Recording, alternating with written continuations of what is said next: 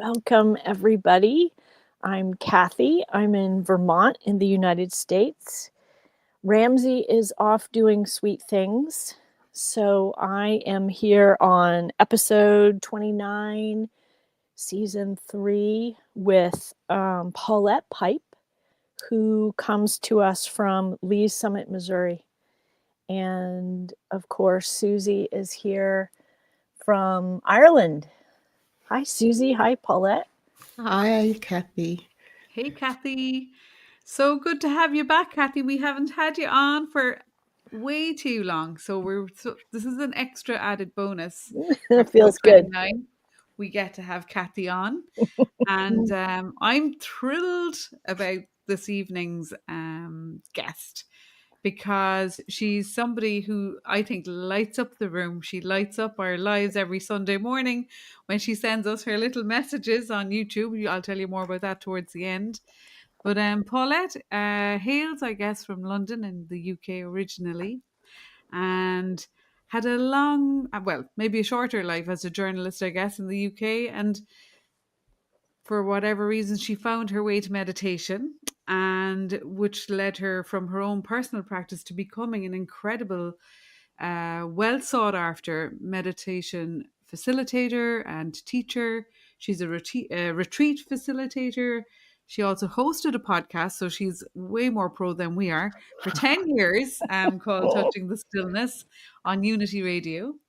And for over 9 years, she's been the keeper of the flame. We want to go into that in a bit of detail. So, going to welcome you in, Paulette, warmly. I met Paulette back, I don't know, I can't remember the exact year, but we just clicked instantly when we met, and it was in Sedona. And we both knew we were going to meet the same year again in the UK. It was an instant knowing, and we spent hours chatting that first night. So, this is really cool that you're here. So, thank you for joining us so much. Thank you for being our guest. And do you want to kick us off, I suppose, with our tagline, which we always ask our guests? Life goes along ordinarily, and then some things happen and things shift, and we experience the extraordinary. And how would you clarify or like to share that kind of aspect of who you are and why you are this amazing meditation teacher that you are? Thank you so much for having me. It began with a sad story, actually.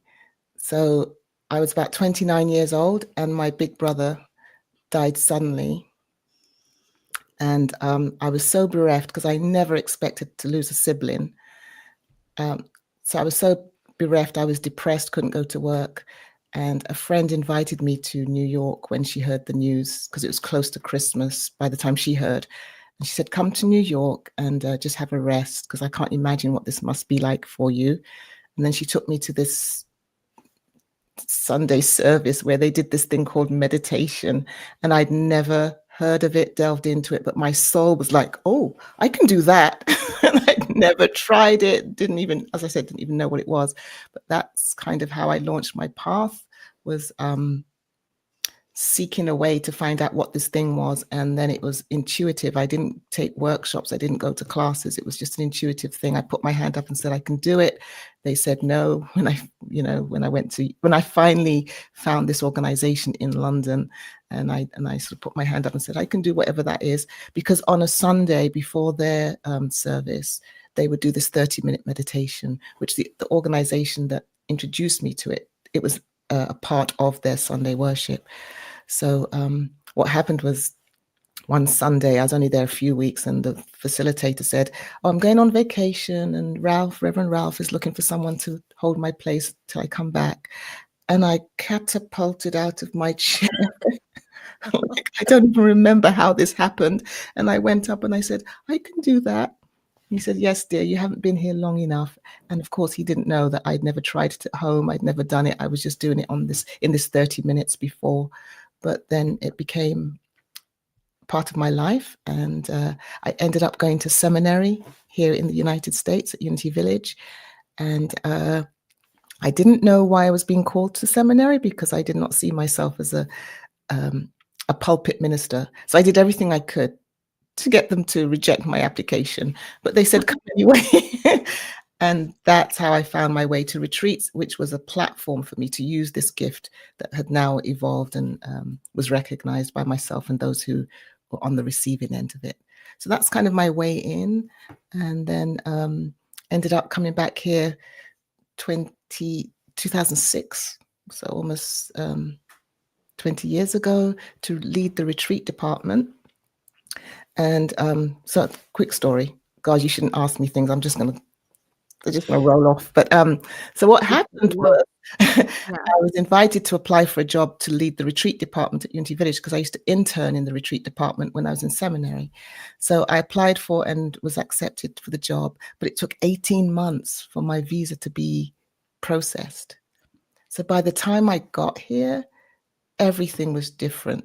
It was not the same type of retreats. It was not the same way we did retreats. I ended up having a managerial job where I was bringing others in to run their retreats, and I was dying on the vine, because, as you know, Susie, having known me, I need to be doing and serving and creating, and but that's not what I was doing. I was supporting others in bringing their events and their retreats to the village, until one day they said, in a employee meeting, they announced that they were going to launch this online radio.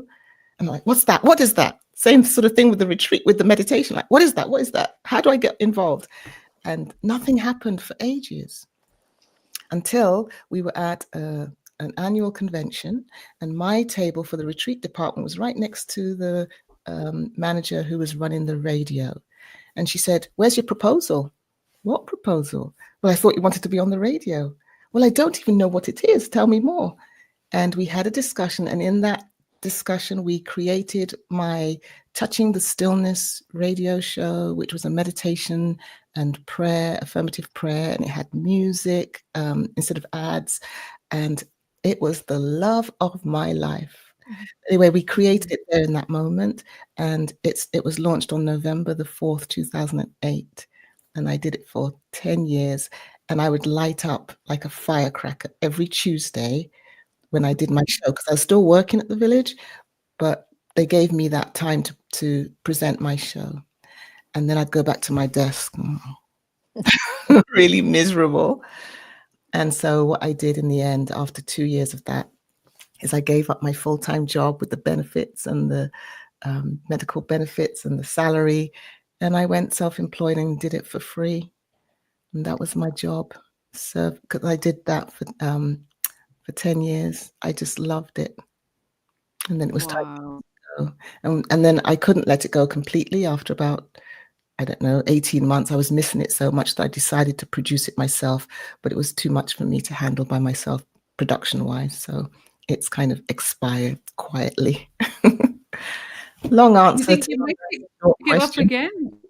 Do you think that might be something that, well, not necessarily in the same way you were doing it? Do you think it's a modality, or something that you might pick up again in time, like to do? I'm not sure. I feel like something similar happened to me in seminary, when people would ask me what was I going to do for ministry, and I said, I don't know. It feels unorthodox. It feels like it doesn't exist yet. And of course, we didn't have the internet yet. We didn't have radio shows yet. So that's what I was saying back in 2001.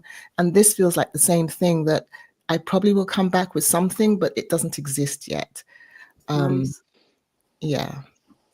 And you really do follow your gut instinct, don't you? You're really just do. following your intuition. Your guidance is really the way you move through life, I guess. Would that be fair? Yes, that's very fair to say. Very true.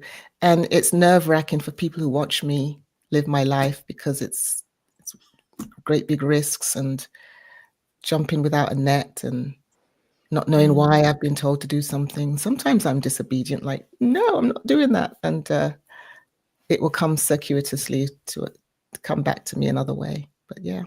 I would think living that way for people to see would be very inspiring.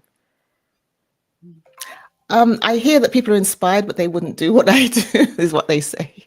They wouldn't take such chances. But even if people see that and know, they still have you in the back of their mind. And when you can't make those big chances, or you can't take those big chances when you don't feel strongly about something. So maybe you fueled people to have that You called yourself a firecracker. You're cracking sparks all over the place. I see that. Yeah. So I think you're doing all of us a service by, giving people, yeah, that can be done. She did it. I can do it. I care. Yeah. Yeah.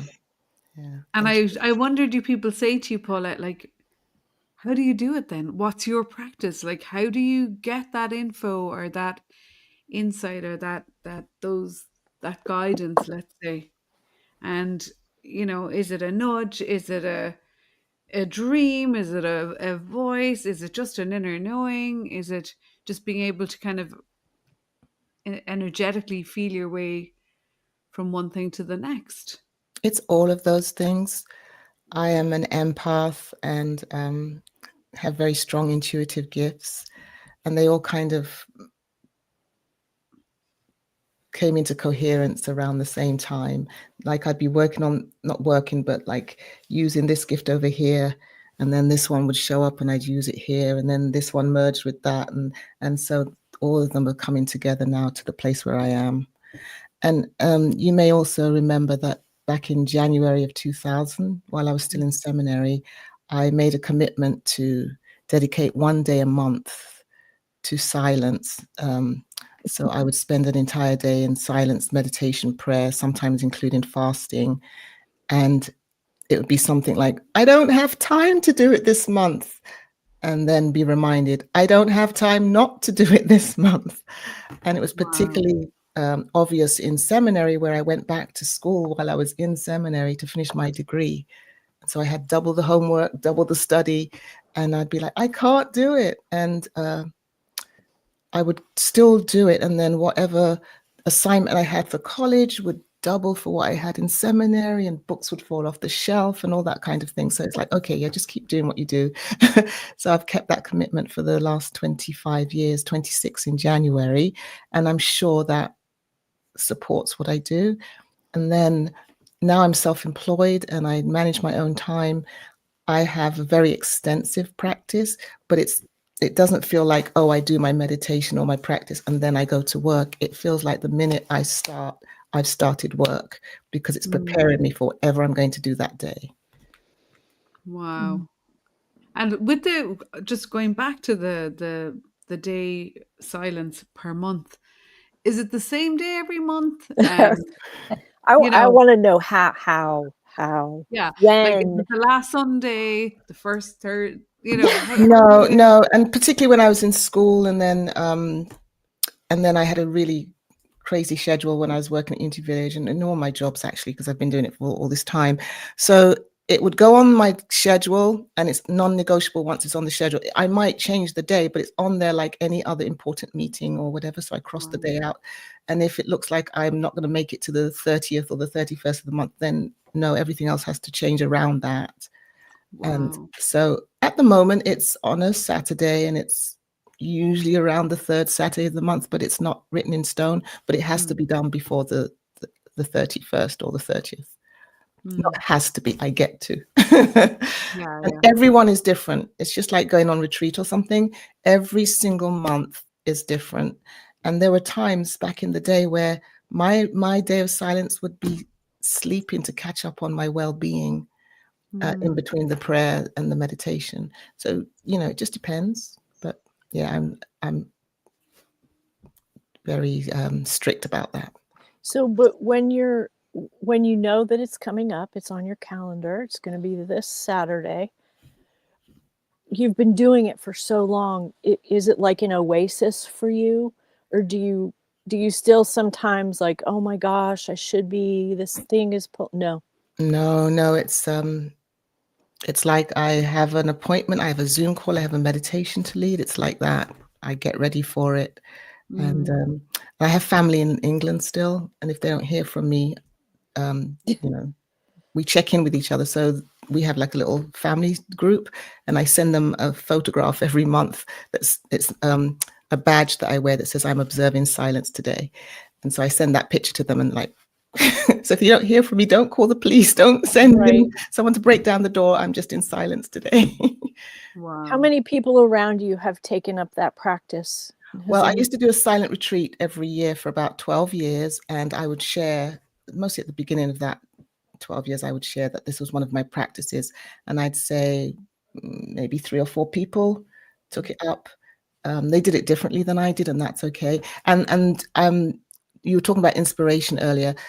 People who were inspired thought, well, I can't do a whole day. And you don't have to do a whole day. You just have to be willing to do something. Maybe it's a couple of hours every month. Maybe it's half a day. Maybe it's quarterly. You don't have to do it the way I do, because I consider this part of my sacred service in the world. But just having some kind of practice, even 5 minutes a day to start, and then, you build up. Wow. Because it makes a difference. It really does. I can imagine, because the accumulation that we have, like, on a weekly basis. So, it's so smart to do that once a month. Like, it's and really keeping to the commitment. My gosh, for 25 years. Wow. 26 in January. Amazing. That's amazing. That is really amazing. And I know that you like a good tune as well, because when I used to listen to your podcast, you always had cool musicians, songwriters, cool songs. Like, you're a very cool gal. If somebody isn't watching this and they're listening, Paulette does this groovy thing which she calls moving into stillness. And I remember the first time that's how Dance I your own dance. dance your own dance. Exactly. And we did it in the UK. Paulette and I did a retreat in the UK as well, and it was part of that day as well. The Sedona retreat where I met you, we did it there. Yeah, well, we did something like that with the Divine Feminine in the UK. Remember, in Nottingham. But anyway, it's so cool. Like, it's all about choosing the right tracks, getting the groove on, and just shaking it off. Like, and then the groove will change a little bit, and gradually it starts to kind of come a bit slower. And they're all beautiful kind of moves that you have to do, where you have to mirror the person you're dancing in front of. I did that with Sarah McLean. She was taking full advantage of me at the time, I remember. She was doing a very sexy dance. Anyway, that was really funny. But there's something that happens when you go from that level of movement and engagement with the sound and the tune and the vibration and the rhythm, and you get to that point of stopping, pausing, the stillness. Like, it sort of brings you into a much more expanded state of awareness than if you just were moving and just stopping straight away, kind of thing. I'm wondering, is your kind of day of silence a little bit like that? You know what I mean? You're doing your practice all the time, and then you have this very juicy, longer time, this day of silence that, I don't know, it's really powerful as a practice. Would you share a bit more about the dancing, dance your own dance, and moving into stillness? And Yes, I'd love to. Thank you very much. And in answer to the first part of the question, yes, I do see it mirroring my extended day does mirror the work I'm doing on a daily basis, and it compounds into that on that day of silence. How I came to, well, I'm into music, I'm into sound. It's all part of what juices me. And I love to dance, always have. You remember Top of the Pops? yeah, When I was little, I'd be in front of the TV. It was bedtime, but I'd be able to stay up and dance with the Go-Go Girls. Always loved to dance. So that's nothing new. But I went to Bali, and I was there for 6 weeks. And in the last 2 or 3 weeks, I was introduced to the yoga barn. And that's what they would do. That it would be this huge space, and people would come from all over with their kids and their other half, and single, and visitors, and we would just jam in silence to this music. And then when it stopped, you go into that space of stillness, which is something I teach, that, one of the fastest ways to move to stillness is to move your body. But to be with heart-minded people and do that, So then I decided when I came home, I was going to try it myself and introduce it. So I was offered a yoga studio, actually. She offered it to me virtually free. And every Sunday, I would host this Dance Your Own Dance event. But it didn't take. People are scared of their bodies. They're scared to move into their bodies. And you were talking about the mirroring. So that's a way to get out of your head and into your heart. If you're giving someone your full attention, which is actually the purpose of meditation in a way, is that we build up that muscle so that we can be present in the world and we can be mindful in the world. So you're giving someone the gift of attention by mirroring, not, am I getting it right? Am I, it's going over here and, oh, what are they doing now? You are just focused and receiving, and energetically you're having this experience, and then you switch. And then we do, as you said, all these the different sounds that take us down into stillness, and you're just in that sweet spot. So anyway, it didn't work out at the Zen Zone yoga studio, but I was able to incorporate it into all of my retreats. And so that's the way I get that Trojan horse in. And now I'm also doing Qigong. I had always done it, but something happened to introduce me to it on a deeper basis now. And so that's another move-in meditation. That's the same principle. We do the moves and then we move into meditation stillness. So yeah. I have the quote from your website. I just love this. I had to write it down. Paulette turns an ordinary pause into moments of presence. And it really is the ultimate gift, like to bring people into that stillness and to have that experience, like, of just present moment awareness, being aware of nothing in particular, just being. And Well, that was kind of like the excuse me interrupting, sorry. No, go for it. That was kind of the foundation of my ministry when I started touching the stillness, was to bust the myth that there was only one way to meditate, because people sit on a mat and chant Om. So I was really speaking to beginners or people who don't meditate at all, to show that all the ways that you are showing up in life could be a prerequisite to a meditation practice. And that's when people go, oh, I didn't realize I meditated. And it started also with this article I wrote called Anyone for Tea. And I describe in a very meditative way making a cup of tea and all the parts that go into it. And then I come up the stairs and I sit on top of the stairs and I smell the wafting aroma of the herbal tea of choice. And I take a sip, really sort of into the details. And then I look out the window, not looking at anything in particular, and just breathe. And then I have a pause, and then I take another sip, and describe that as a tea meditation. And people get it, but you're anything you're doing, you're giving it your full attention. And then when you stop, you move into that space. And that's how people really understood that they're gardening and they're doing their yoga class or, whatever else could be a prerequisite to the practice.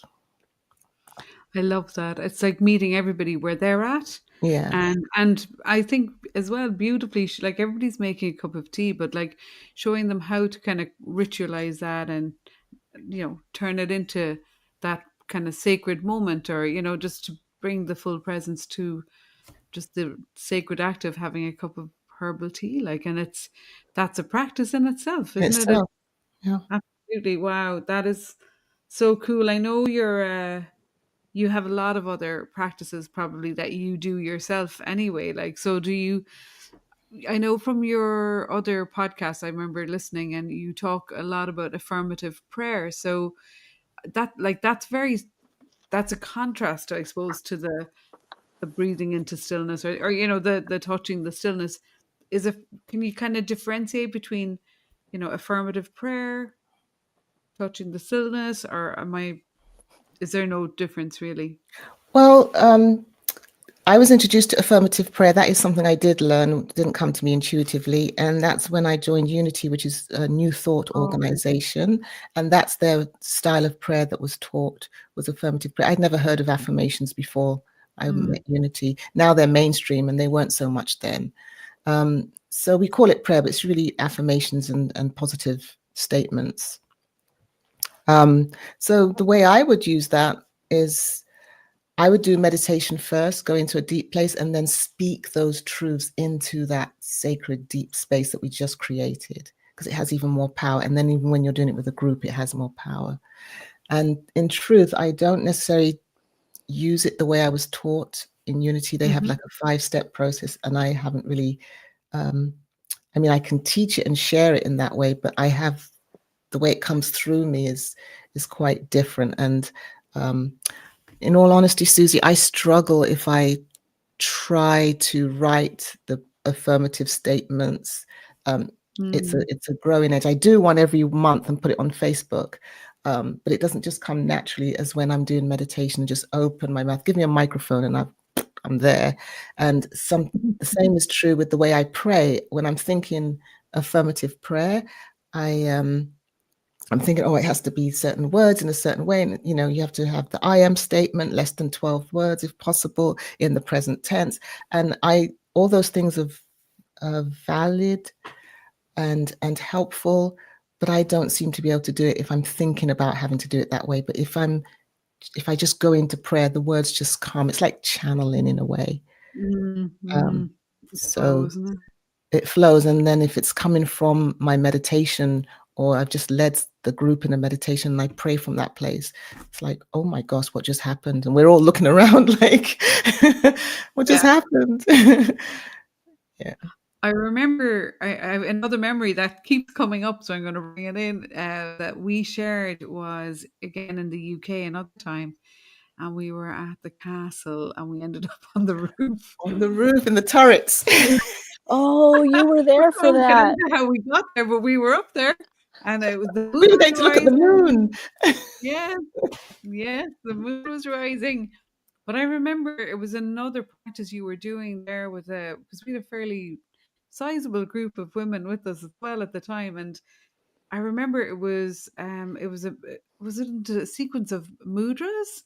Was it hand mudras that we were doing, or is it the kind of Thich hand practice of you're bringing it in? Oh, And right. That was a kind of mudra. So yes, I'm into mudras, hand movements that use the meridians in our hands and fingers. But we did my take on the Thich Nhat Hanh mudra. Beautiful. Yeah. So the story behind that, I'm a storyteller. To see him was on my bucket list.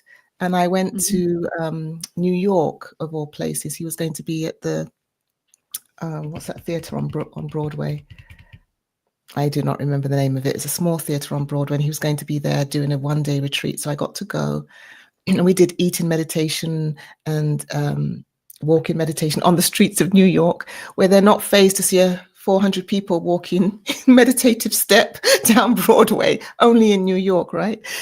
But in one of the sessions, the monks were singing, and the what's the opposite of the monk? the lay people? No, the ladies. Nun? The nuns. Thank you. Yeah. I told you that would happen. So yeah, the monks were on one side, the nuns were on the other, and they were singing in Vietnamese. And he had this huge gong in front of him, like a big bowl, and he would just intermittently hit the gong as they were singing this beautiful chant. And my eyes were closed, and then I realized I was weeping. And the only way I realized I was weeping was that the tears fell in a V right down into the center of my heart.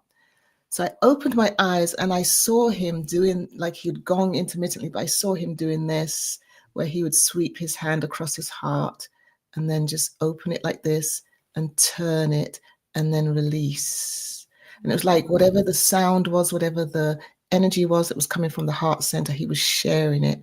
So I took that, borrowed it from him, and I share it when we're doing prayers for the world or prayers for the, communities and so on.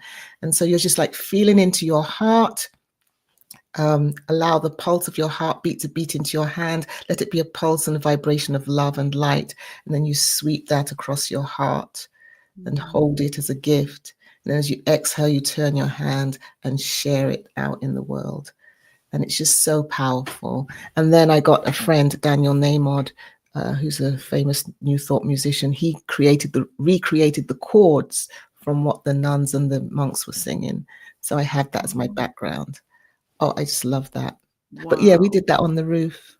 We did. I like we've had a lot of really kind of cool experiences together. Like if you were showing up, I always knew, okay, like something's going to be happening here. You know what I mean? We're in sixth gear now. Paulette's in the room, like so. Well, Yeah. ditto.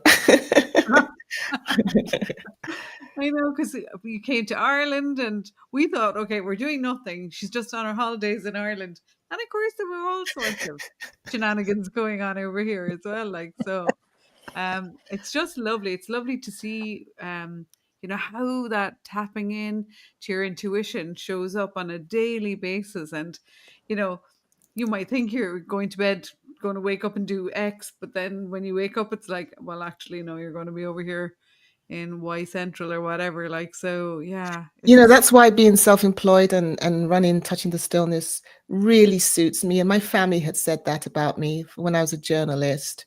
I went self-employed for about 2 years during that 12-year stint. And they said, you were at your best when you were self-employed. And I understand what it means now, because I'm a creative, and to be on that 9 to 5 clock and you've got to create or produce or show up at a given time, I follow my spirit and I give myself permission. So yeah, it's like going with the flow in that day. Having done my practice, it like I think I'm going to be doing this today, and we're going to, there are things that are standard. Like if I have my bi-weekly Touching the Stillness breathing space meditation, of course I'm going to show up for that. I'm also an Insight Timer teacher, and we do a weekly live event on Insight Timer. I'm not talking about those things, but just like, oh, I thought we were going to be working on this, and then the phone rings or something will happen and takes me in a whole different direction, but I'm ready. That's present moment living, like, isn't it? Really, it's being able to be in the moment as it is, and just follow the breadcrumbs, and there you go. It's Like, being the affirmative prayer, not speaking it, but being it. Yeah, it's not an idea, it's a way of life, like, isn't it? It's a lifestyle. Yeah. Susie, Wow. you're good at that too. You're good at listening and turning, when maybe I think women are good at that. We're so flexible in the world with all of our different hats that we wear. Yeah. And the energy is always going to come for the sort of the paying the bills kind of work, if you set that aside because you have a moment of, oh, I want to write that down, or whatever, and creative. you too, Cathy. You're an incredible Cathy's an incredible artist, mystic artist, Okay. creative. You really live in that creative zone as well. Like, so, and Well, I it had can to be learn challenging. that It can be wasn't easy when you go to work every day, and as an artist, and you're supposed to have your ideas there in that place at that time. Mm-hmm. It doesn't really work. But I've been self-employed since 1994, and it wears off on. I'm thinking about my husband now, who is highly productive in the male workplace, but he gets to work at home, and he understands. You got your, I know I can't. I don't know. You go for a walk. You go chop some wood. Do something else. Shift, and then before you know, he's like, I know what I'm doing now. Yes, It's a exactly. beautiful thing if we all had that freedom. It's really freedom to breathe and understand. Yeah, I'll get it all done. I'm not. Yeah. I'm no less because I can't create in this little box. Right.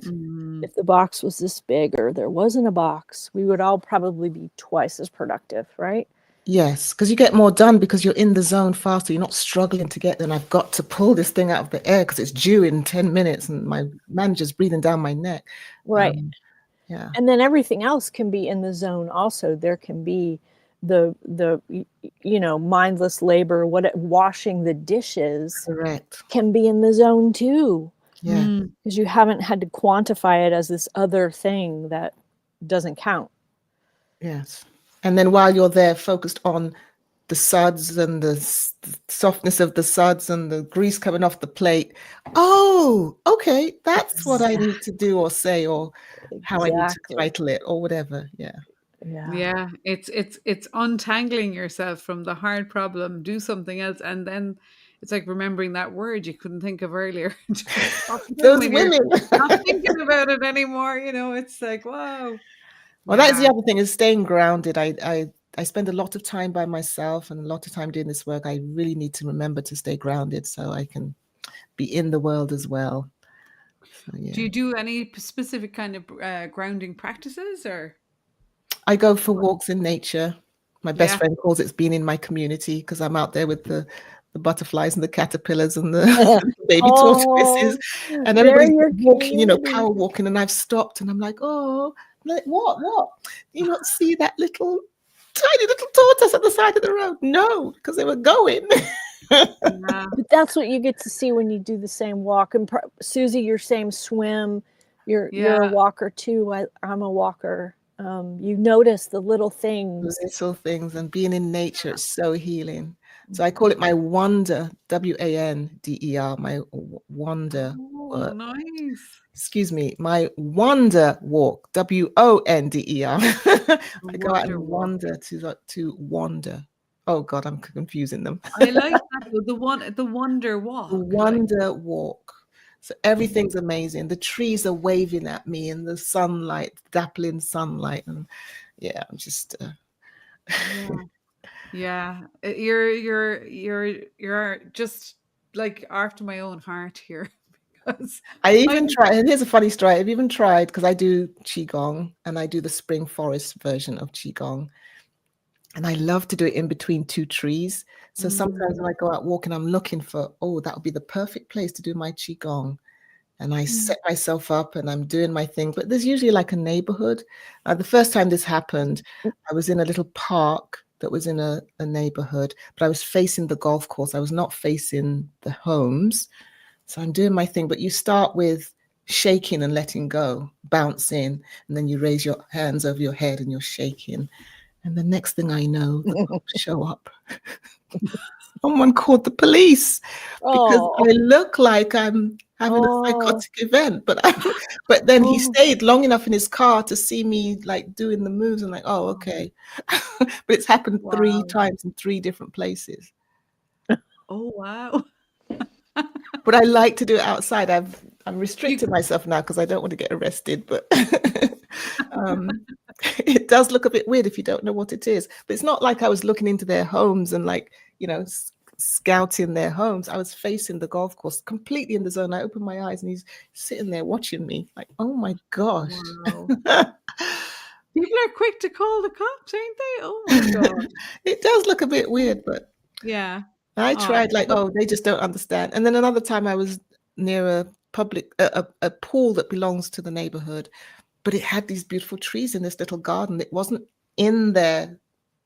It wasn't, there's a fenced off bit. I wasn't across the fence, and I'm doing my thing and they start blaring the music. They must have been cleaning up, and they start blaring the music to let me know that they're there. And it's like, thank you. That gives me something to focus on. I'm focusing on my practice, even with the noise. You make it part of the meditation. That's part of the practice that I teach others. Make it a blaring noise meditation. So I'm doing my thing, I'm doing my Qigong, and then they come out and they start banging the dustbins. It's like, okay, now it's a banging the dustbins Qigong. And then eventually they came out and they said, are you okay? And I nodded. Just exercising? And I nodded. And then they went away. Oh, wow. That's funny, isn't it? It is funny. We'll keep disturbing her here until she realizes that we're in here, in case she thinks, in case she's having a breakdown. Wow.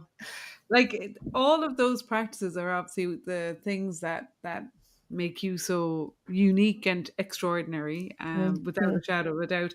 You do light up the room. You are just such a spark of light, and speaking of light, I know that for 9 years you were this keeper of the flame, and are that is even still, I think, in another capacity from what you told me earlier. But it's a space holder. It's a holder of space for events, I think, is it, or for groups of people.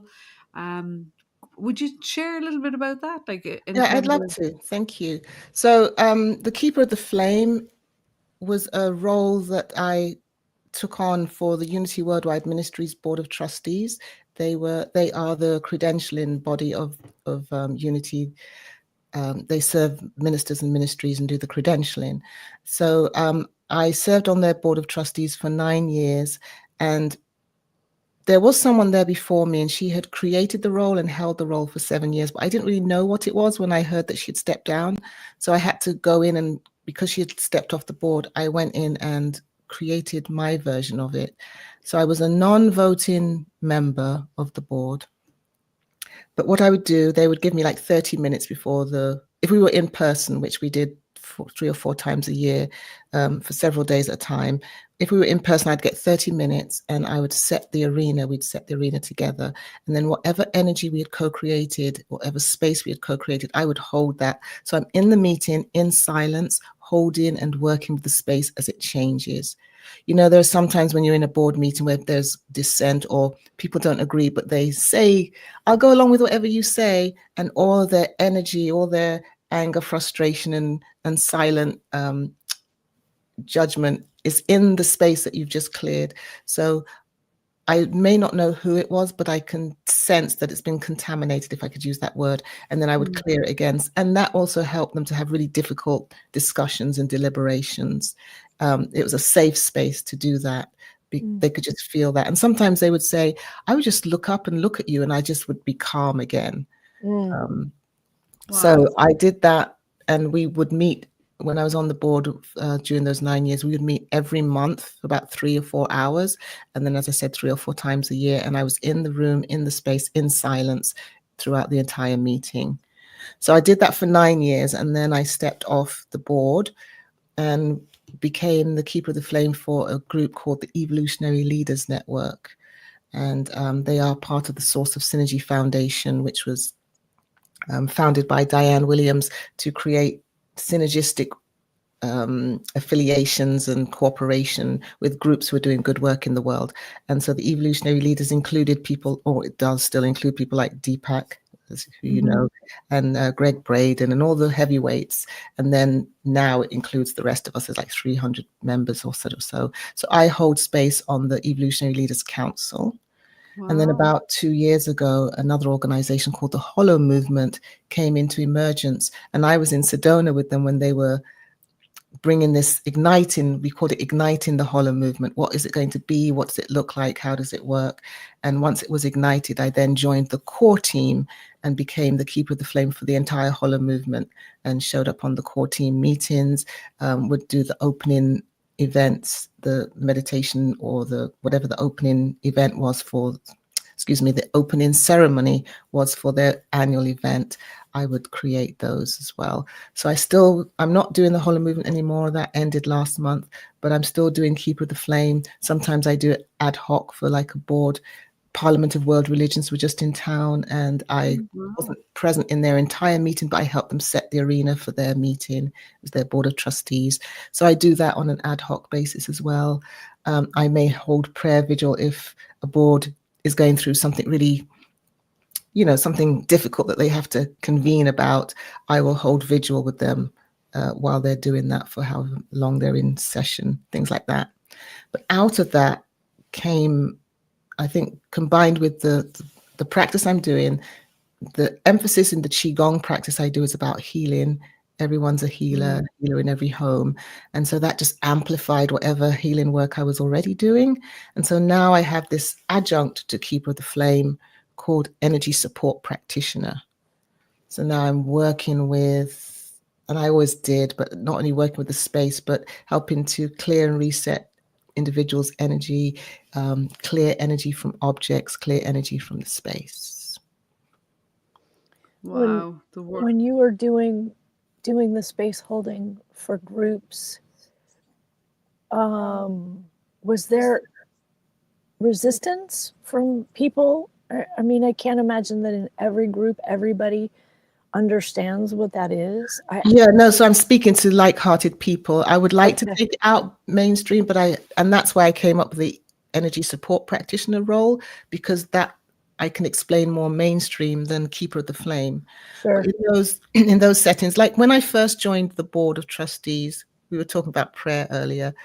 There was this practice that if there's dissent in the room, or they can't come to consensus, we would stop for prayer. And because I was working with energy and I knew how to quell any sort of antsy, so they would be having these discussions and they'd be looking at me. I'm looking at you, and they'd be like, "Are you going to stop for prayer? Look, it's like, I've got this. Carry on. You're going to be safe. You're going to be safe." And so they started to trust me. Yeah. And in that role, I was also the liturgist for our annual general meeting. So at the convention, we would have a one-day annual general meeting, and I was the liturgist. So I would work with the parliamentarian, and I could call for prayer I can stop the proceedings at any time to stop for prayer. And again, I didn't need to, because I was working with the energy with 600-700 people in the room. Wow.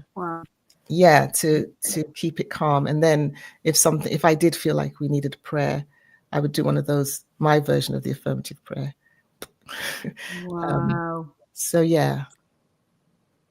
Amazing. I think about that a lot, and I've talked with Susie about it, working with groups. Sometimes somebody steps in and they're in a bad place, or they just probably shouldn't be in the group. And then what do you do? So yeah, that is a big topic. I'm fascinated. Right. But if you're holding the space, it's like there's a prayer: reveal what needs to be revealed and heal what needs to be healed.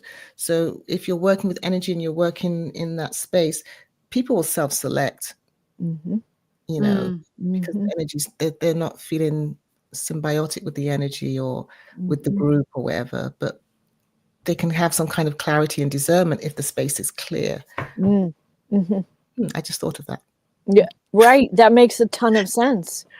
Right. If it's clear, then all of a sudden they can realize, oh gosh, this isn't my place. And that happened to me once it was a couple of years before I stepped off the board. I was in the board meeting and it's like, I think it's time for me to go. I don't belong here anymore. Yeah. I just am not able to contribute. I need to go. And I created, in that same meeting, it was one of our in-person meetings for 3 days or something. And in that meeting, I created this prayer, and we all stepped into the circle, and I spoke this prayer that Susie, you belong in this circle. What you have to contribute is valid and valuable, whatever. But I'd already said to the incoming chair, I don't think I'm going to be here for your tenure. I think I'm going to step off. And they were just all shocked and horrified. But when I came home and meditated on it, I realized it wasn't my energy. There was someone in the room who was having that thought, and they resigned. When we came back out, they resigned. It's like, oh, it wasn't even mine. So what did you do? Oh, I stayed another couple of years, because I realized it wasn't my energy. I picked that up, that they were having that thought, and that energy was seated in the room. Yeah. They thought, oh, it's me. Right. I'm complete. I didn't know I was complete. Okay. Wow. Fascinating. I have a story I wanted to share with you as well about the energy support practitioner, where because as I amplify, as I work with the energy in new ways, I'm seeing more and more of the minute, minute by minute iterations, right? So I was at an event, sharing a room with a new friend, and she was going to be presenting the next day. So she was taking things out of her bag to show me what she was going to do at her presentation. And then she took out these keys, they're decorative keys, and they were quite long. And she took them out of the bag. I'm the other side of the hotel room, and I'm like, oh, the energy. She's like, what? Like, you can't feel that? It's so strong. You must be able to feel it because you're holding it. It's like, no, I don't know what you're talking about. But I couldn't. I was having all these symptoms and pain and angst and physical pain just by her holding them. And she said, oh, you're worrying me. I'm going to call my friend who gave them to me. And the Mm. friend said, no, I'm fine. Everything's okay. But it turned out that the friend had given them to her and they were in her house. I thought the friend had given them to her for the event as Oh. part of the presentation, but these keys had been down in her basement. And the work she does involves youth. And someone that was helping had stayed in that room for 3 months. And then she explained that whatever I was feeling when she told me what was going on, and for confidentiality, I don't want to get into the details, but she told me what was going on. And as she told me what was going on, those are all the emotions and physical feelings I was feeling in my body off of those keys. Wow. So I took them into the bathroom and did a clearing, and then she used them the next day. And in the way she used them, people would come up to the table and pick things off the table. And almost everybody who came up would work with those keys. Wow. And it makes you think, because like if the energy hadn't been clear, someone might walk past that room and go, oh, I don't think I want to go into that workshop, and not know why, or they may go into the workshop and be antsy and not know why, or go up to pick up the keys and like, oh no, not those. And so it really opened my eyes to how the energy can be held in objects and wall hangings and just in the walls and in the room, and having an effect on us, and we don't know. So I'm able to detect in a lot of cases when I have a physical reaction. Yeah, it takes a lot of discernment to kind of distill it down, doesn't it? To separate you from what you're picking up on as well. I know that. I know you and I have had a couple of interesting experiences in rooms that are very old and Yes, God knows, and yes, and I think sometimes when there's more than one empath in the room, it almost becomes more amplified because you're picking up on one aspect, I'm picking up on another. You're kind of looking at each other. You're in a non-local space. You're not even talking because you can't talk about it at the time. Maybe you digest it later and talk about it, but it can get very intense. But I think my own personal experience is that things like that are coming up because we're there for that reason, for to that do some reason, yeah. clearing, isn't it? And to, I remember at one point thinking, I didn't train to do this. This cannot be my job. This cannot be something, because I would do what came intuitively, but then I'd really second guess myself, thinking Yes, that part. what? But I couldn't have done anything else, That part, I yeah. remember traveling with crystals. And I didn't even know what they were called or what what their properties were. But then suddenly I'm doing all sorts of things, and it's this kind of inner knowing, and you're like, I've got to get these to some running water in a natural spring. Exactly. Yes. And you're like, is there a natural spring? And I'm hearing myself going, And why water? Yeah, yeah, yeah. and so I think that's part of living in that flow, in with that I suppose that living presence. And it's like being a little cleaning, I don't want to call it Yes. cleaning, a cleaner, a little, just doing a little spritzing over Energy here. housekeeper, yes.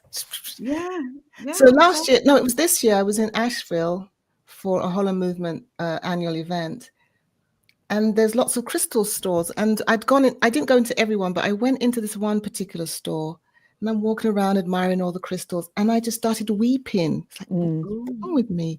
So I calmed myself down, I leave. And the next day there was one across the road from the hotel. It was beautiful, beautiful collection.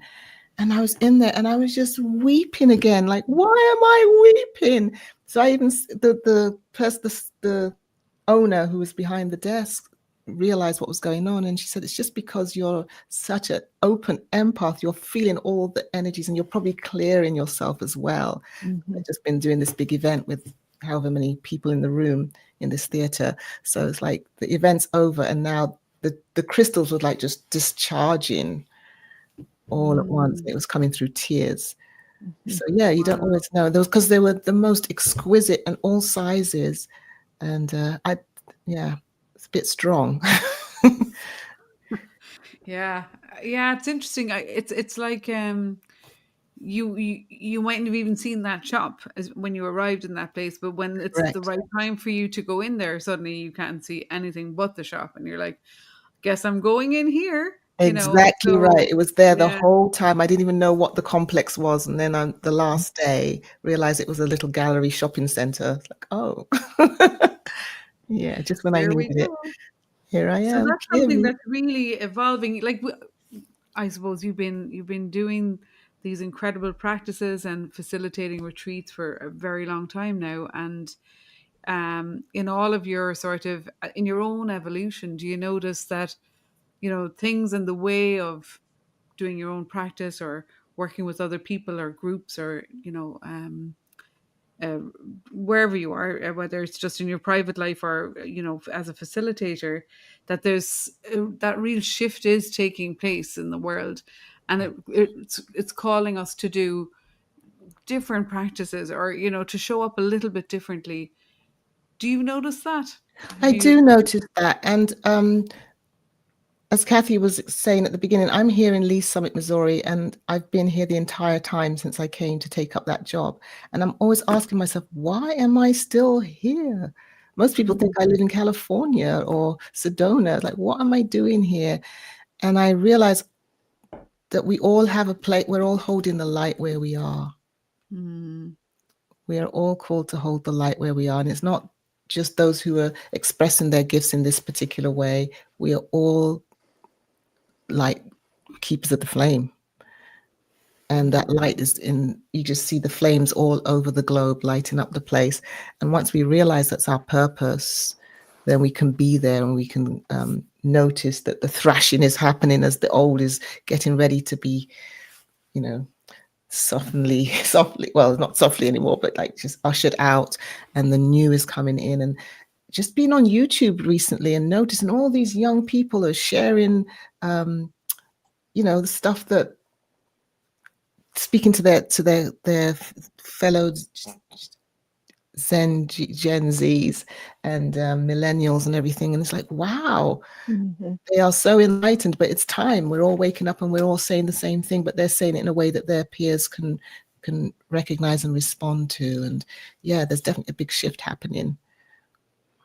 You can So feel if it. you've inspired people to hear more about your work, what are some concrete ways to be in your presence more? You have tell us about where you are and how to find you. Thank you. I have a website called touchingthestillness.org. I'm on Insight Timer. I have a page on Insight. I'm an Insight Timer teacher. And then on Wednesdays at 1:00 Central Time, I lead a 45-minute live event, which when I started it was to hold sacred silence for whatever was happening in the world, because there was so much going on. But then people would come with their anxieties and I would feel it in the room, even though it's these little icons on a screen. Like Yeah. we are here. Yeah. I would feel their angst and their energy. And so now I've changed it and extended it for 45 minutes so we can spend some time decompressing and grounding ourselves. And then we turn our attention out to the world. So I do that on Insight Timer. What else have I got going on? I have a YouTube page. I haven't done much with it recently. And what you were talking about earlier with the daily word, Susie, that's not on my YouTube page or Touching the Stillness page.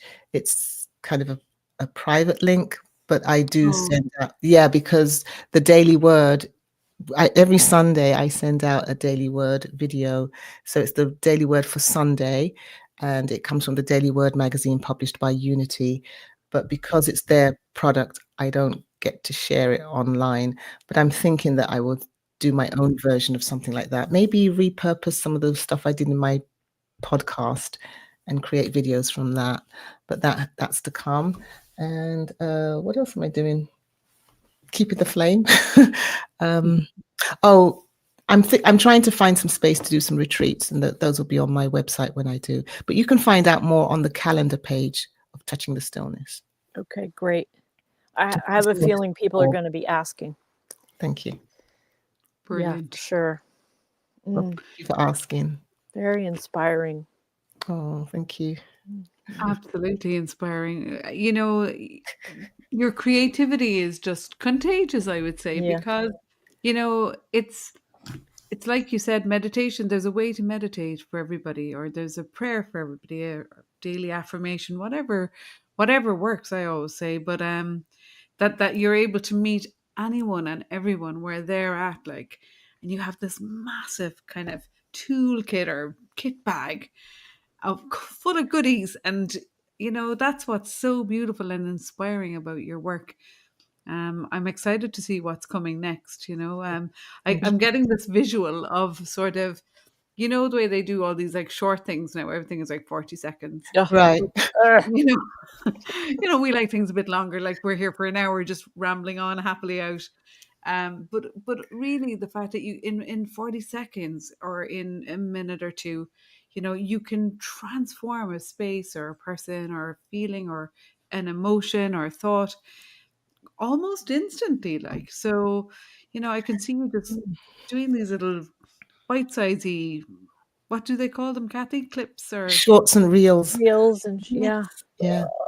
It's funny you say that, because there are some instances where I'm keeping the flame and they say, can you do 2 minutes or 1 minute? Like, it really takes a little bit more than that to ground a whole thing, but I still do it. Yeah. yeah. But imagine if it was 10 minutes. If you felt like But that after you 2. can reel them in. If it can feel like that in 2, imagine how you'd feel if we had a more appropriate amount of time to do what we do. But yeah, so if I can allow that experience, or that experience happens in 2 minutes, let's share it, and then maybe they'll be ready to go deeper. Yeah, reel them in, and then have the the other juicy offerings, because it is these feelings and sensations that we cultivate within ourselves and that we share with others. It is a gateway drug in a way. Like it's you cannot get it from anything else. Like, you know what I mean? It's an inside job. And I think when people start to get a little taste or flavor of it, there's that desire is just automatically created, to have some more of that. Where can I get a little bit more of that? Yes. So touchingthestillness.org. that's Paulette, touchingthestillness.org, and I highly recommend it. And what's your Tuesday again, Paulette? 'Cause I know you send out Thank emails on you. The that. breathing space. That's the Yes. a gathering that's on Zoom every other Tuesday. And then if there's 5 Tuesdays in a month, we have the Twilight Zone. So it's at 7 Ooh. evening for those who can't come in the day. And all that information is on my website on the calendar page. Yeah, I think you just need to kind of go on and have a little rumble around and have a look at Paulette's website and check her out. And there's a fresh affirmative prayer on the affirmative prayer page of the website. Every month I put up the affirmation of the month. Oh, cool. So much. And just to finish up, over an hour, and I appreciate everybody who's hung in there listening to this. It's been a joy. The hour has flown, I have to say. But we did notice just before we went live that this was like a full circle event, because when I was on a call with Paulette on her, getting ready to be a guest on her podcast, actually talking about meditation, we went off on a few kind of tangents, and then Paulette said, just before you leave, I've got to show you this. And it was this beautiful mandala that she had made and created herself. And she said, I think you've got to check out this lady, and it was Janet Connor. And sure enough, me, I followed the breadcrumbs. I checked her out and I was like, oh yeah, okay. And anyone who knows my story knows that I was involved for a good few years with Janet and some of her amazing programs. And that's where I met Kathy. So Kathy is about to launch the latest edition of the Lotus and Lily, I believe, with Janet. Do you want to share a tiny little bit about that, Kathy? The Lotus and the Lily starts on November 18th, and you can find out about it by going to janetconnor.com. It's an incredible way to review what has happened in the last year. We're adding something because next year, the numerology to 2026, 2 + 2 + 6 = 10 = 1. New Which beginning. means we're starting a whole new thing, and we don't know what that is. Lotus and Lily is about reviewing and then using that intuitively to make some make some agreements with yourself to have practices maybe, or just shifts here and there to set things up for a life that wants to come through you. And it's not intentions, it's not what I want, it's not accomplishments. And then what we do, and then the next year, so it's really a sacred process that happens. It's good when you've been in it a few times, because we're starting to have gatherings we had a gathering 2 weeks ago to review the things that we put in our mandala that you don't necessarily understand when you make it. But after living through the year, you look at your mandala and everything makes sense. Yes. Because you've invited it in. You've invited in the yummy stuff, the juice. So janetconner.com. It's really a lot of fun, and the community is precious. Cool. Yeah. Well, thanks for letting me do that. And I can't believe there's another piece in the puzzle around Janet. Yes. she was on the same network that I was on. Right. She was a Unity person for a She had really a long Unity show as time. well. Yes. Oh, And I my didn't mom know has that. been. That's incredible. Yeah. So Yeah, Janet. a lot of common denominators here, Correct. like, aren't there? Wow. Yeah. Brilliant. Yeah. So lads, this is the advert for meditation right here. You know, do your practice, do your, creative writing, do your art, do your affirmations, your affirmative prayers, your whatever. Go to the retreats. Take a day of silence every month. Take a leaf out of For a Paulette's few book. hours. Yeah. Yeah. Get in touch. Let's stay in touch, because it's amazing the connections that we make, and it's priceless, absolutely priceless. So, Paulette, we're going to have to say goodbye. Oh my God, Thank it's you been for so having much me. Thank That fun. was so you. lovely. Thank you. Thank We you. just had a blast. I really Nice to meet you, enjoyed it. Kathy. You too. So good. So take care, and until you're back over this side of the pond, Paulette.